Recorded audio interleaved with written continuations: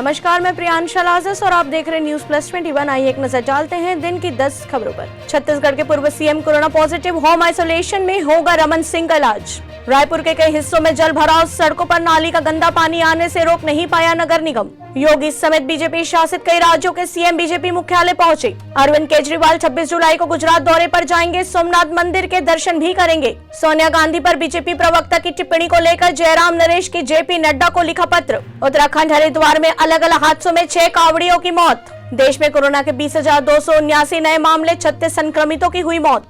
World athletics में नीरज चोपड़ा ने रचा इतिहास, प्रधानमंत्री मोदी ने दी बधाई। रणबीर सिंह के फोटोशूट पर अर्जुन कपूर का रिएक्शन, बोले कुछ तो लोग कहेंगे, उनका काम है कहना। 40 सालों में विप्रो में केवल 10,000 रुपए का निवेश, बना 100 करोड़ से ज्यादा। ऐसी जानकारियों के लिए देखते रहिए न्यूज प्लस 21, आपके हक की बात।